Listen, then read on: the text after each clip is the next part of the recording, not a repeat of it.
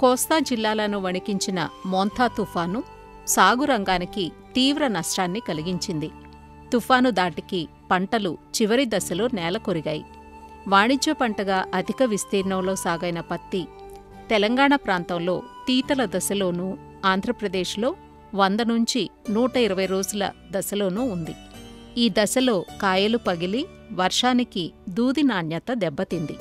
ముందుగా పొలాల్లో నిలిచిన నీటిని బయటకు పంపి అనంతరం చీడపీడలు సోకకుండా తగిన సస్యరక్షణ చర్యలు చేపట్టాలి. అలానే మొక్కల పెరుగుదలకు పైపాటుగా పోషకాలను అందించాలంటూ ప్రతి రైతులకు సూచనలిస్తున్నారు ఆచార్య ఎన్జీ రంగా వ్యవసాయ విశ్వవిద్యాలయం, గుంటూరు జిల్లా లాం ప్రాంతీయ వ్యవసాయ పరిశోధనా స్థానం ప్రతి విభాగం ప్రధాన శాస్త్రవేత్త మరియు అధిపతి డాక్టర్ రాజమణి.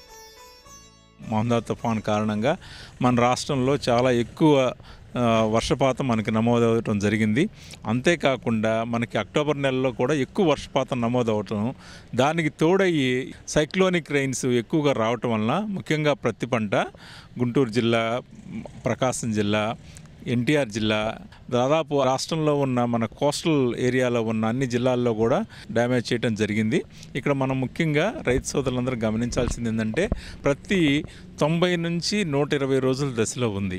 ఇలాంటప్పుడు మనకి ఎక్కడైనా కానీ ప్రతి ఫస్ట్ పికింగ్ చేయకుండా వదిలేసిన రైతులు ఏంటంటే ఈ వర్షాల మూలంగా తడిసిన పత్తిని జాగ్రత్తగా తీసి నీడలో ఆరబెట్టి దాని యొక్క మాయిశ్చర్ని, అంటే తేమ శాతం ఉంటుంది, అది 8 నుంచి 12% లోపు ఉండేటట్లు చూసుకొని అప్పుడు ఆ తర్వాత మనం అమ్ముకున్నట్లయితే బాగుంటుంది.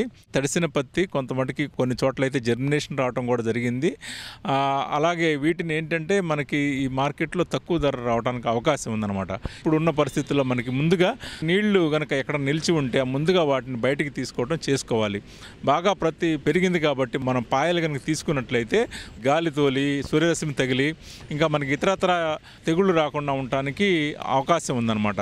ఇట్లాంటప్పుడు మనం ఏం చేయాలంటే 1 లీటర్ నీటికి కాపర్ ఆక్సిక్లోరైడ్ 3 గ్రాములు, అలాగే స్టెప్టోసైక్లిన్ 0.1 గ్రాము ఈ మిశ్రమాన్ని మనం తీసుకొని చేనంతా తడిసేటట్టు, అలాగే అడుగు భాగంలో ఉన్న కాయలు తడిసేటట్టు పిచికారీ చేసుకోవాలి. అలా ఏంటంటే అడుగు భాగంలో ఉన్న కాయలు తడవటం వలన మనకి ముఖ్యంగా కాయకుళ్ళు అనేది రాకుండా మనం ఆపుకోవచ్చు.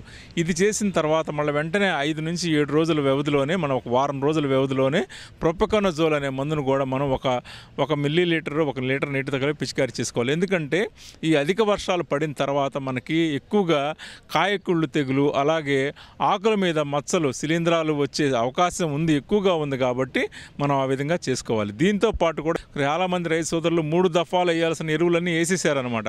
100 రోజులు దాటిపోయింది కాబట్టి ఇట్లాంటప్పుడు మనం నేలలో మనం ఏమో రకమైన మందులు యూరియా కానీ పొటాష్ కానీ వేయవలసిన అవసరం లేదు. మనం ఈ దశలో మొక్కకి పైపాటుగానే మనం ఎరువులు అందించాలి. ఇందులో భాగంగా ఏంటంటే పొటాషియం నైట్రేట్ అనే మందును 1 ఎకరానికి 2 కిలోలు, అలాగే 19 అనే మందులు ఫోలియర్ స్ప్రేగా మనం అందించే అవకాశం ఉంది. కాబట్టి ఆ మందులు మనం విడిగానే స్ప్రే చేయొచ్చు, లేదా కాపర్ ఆక్సిక్లోరైడ్తో కానీ లేదా ప్రొపకొనజోల్తో కలుపుకొని కనుక చేసుకున్నట్లయితే మొక్కలకి మనకు పోషకాలు అందించిన వాళ్ళం అవుతాము.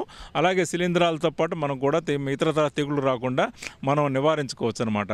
బోరాన్ లోపం కానీ ఎక్కడైనా గమనించినట్లయితే బోరాన్ని, మెగ్నీషియం కానీ ఈ 2 కూడా మనకి వాడుకున్నట్లయితే ఈ మిగతా సూక్ష్మధాతుల లోపం రాకుండా కనుక మనం చేసుకోవచ్చు అనమాట. ఇప్పుడు ఏంటంటే మనకి ఈ వర్షాలు కురిసి తగ్గిన తర్వాత పొగాకు లద్దె పురుగు ఎక్కువ వచ్చే అవకాశం ఉంది.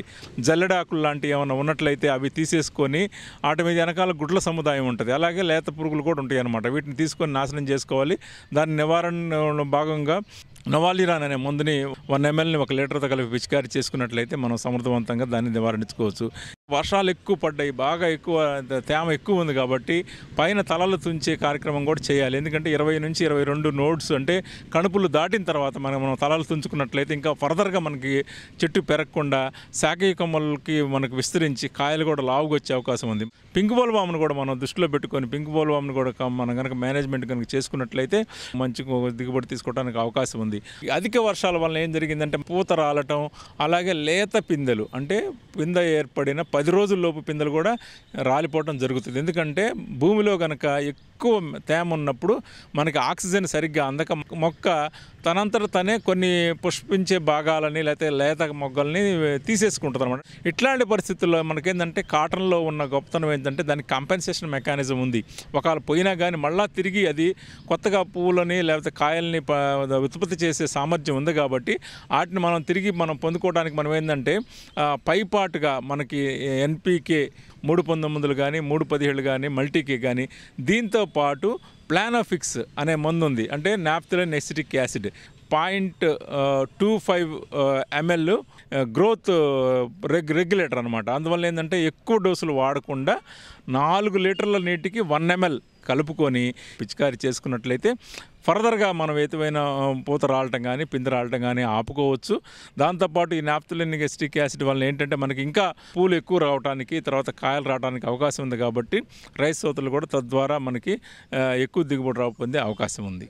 అలాగే మన రాష్ట్ర ప్రభుత్వం కూడా తీసుకునే చర్యల్లో భాగంగా రైతు సోదరులు మీరు యొక్క వ్యవసాయ అధికారిని సంప్రదించి ఎక్కడైనా మీ పొలాలకు కనుక అధిక వర్షాల వలన మనకి ఎక్కడైనా నష్టం సంభవించినట్లయితే వారి దృష్టికి తీసుకున్నట్లయితే ప్రభుత్వం తప్పకుండా మీకు తగిన సహాయం చేస్తుంది. ఈ విషయాలన్నీ గమనించి రైతు సోదరులు పాటించవలసిందిగా కోరుతున్నాను.